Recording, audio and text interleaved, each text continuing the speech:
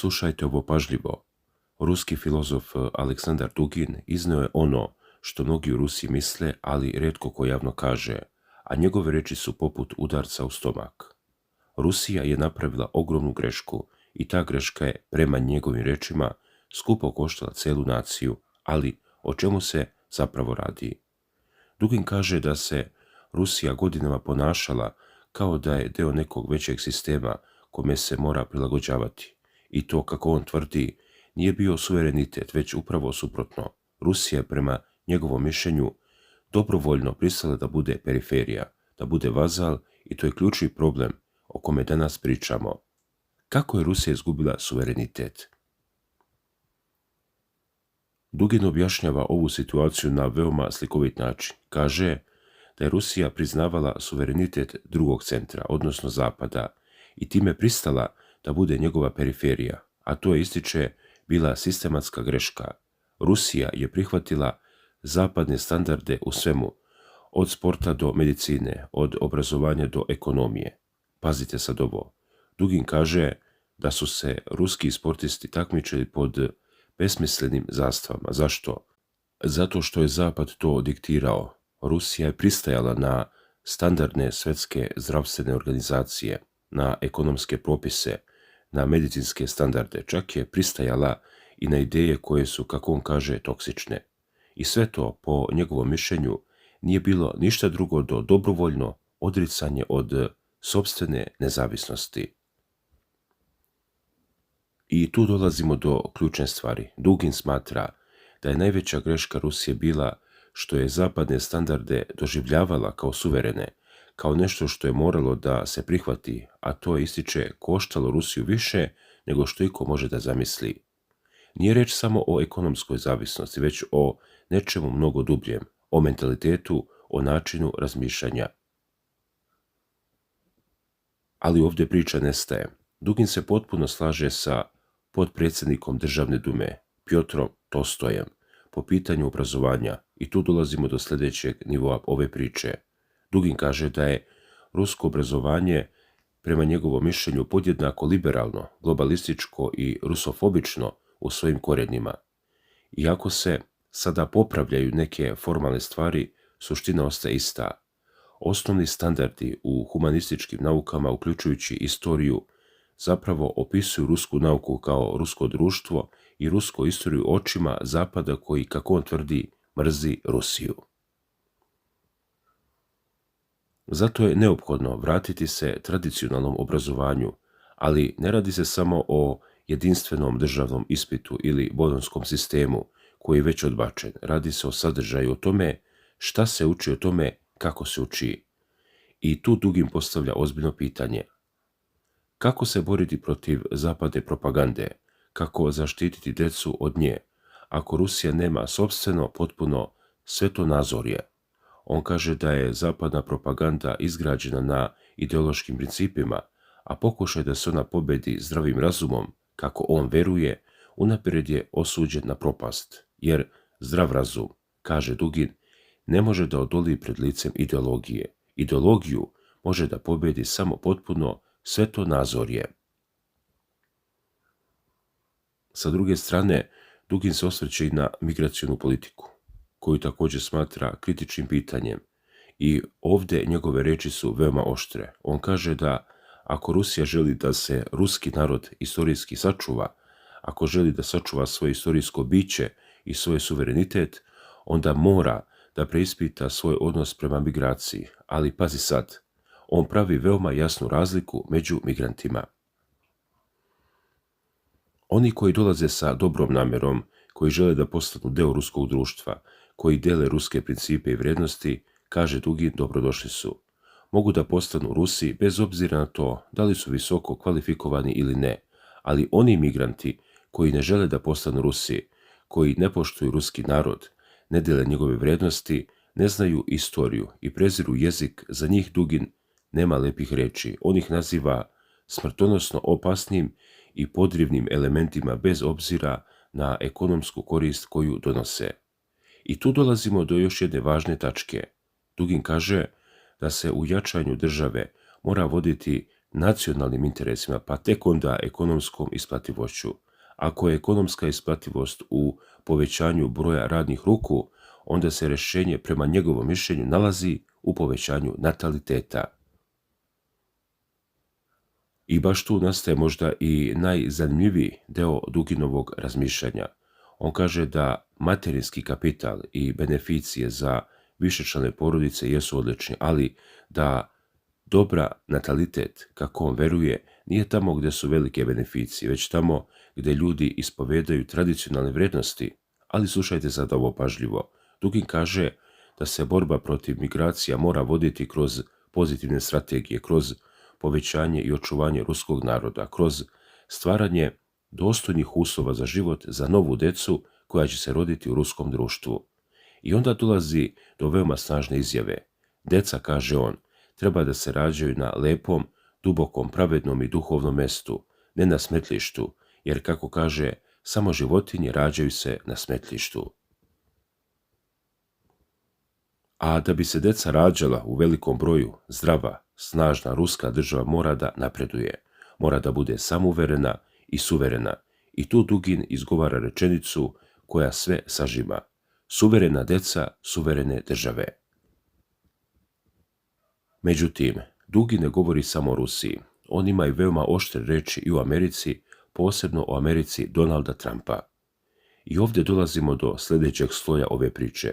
Dugin kaže da Trump sada predstavlja pravu suštinu Sjedinjenih Američkih Država, bez maske, i opisuje tu suštinu kao ludu, slepu, okrutnu, sebičnu i ciničnu vladu. Prema njegovom mišljenju, isti pristup globalnoj politici postojao i ranije, ali je bio maskiran blažom retorikom i diplomatskim jezikom. Prethodne političke elite, kaže on, delovale su opreznije. Globalisti su, kako navodi, delovali na isti način, ali u blažem obliku. Trump je sa druge strane američki tvrdokorni pristalica. I tu Dugin iznosi veoma tešku ocenu. On kaže da trenutni stil američke politike demonstrira najrigidniji oblik unipolarnog sveta. Ono što se dešava po njegovom mišljenju izgleda izuzetno otvoreno.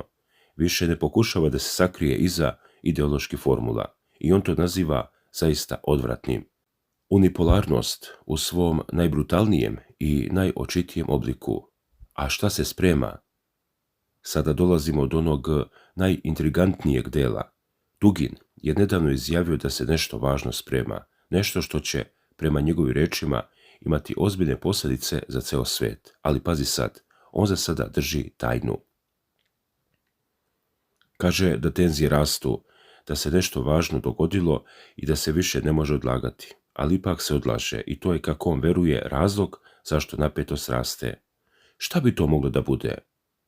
Prema informacijama koje se pominju, razgovor bi mogli da uključuju potpisivanje mirovnog sporazuma sa Ukrajinom ili veliki proboj ruskih trupa ili prekid, a možda i eskalaciju rata u Iranu. Pominje se i potpuno blokiranje spoljnog interneta u Rusiji. Također, na društvenim mrežama aktivno su kružile glasine o drugom talasu mobilizacije. Međutim, zvanično to nije potvrđeno. Zvaničnici se više puta izjavili da front ima dovoljno vojnika po ugovoru.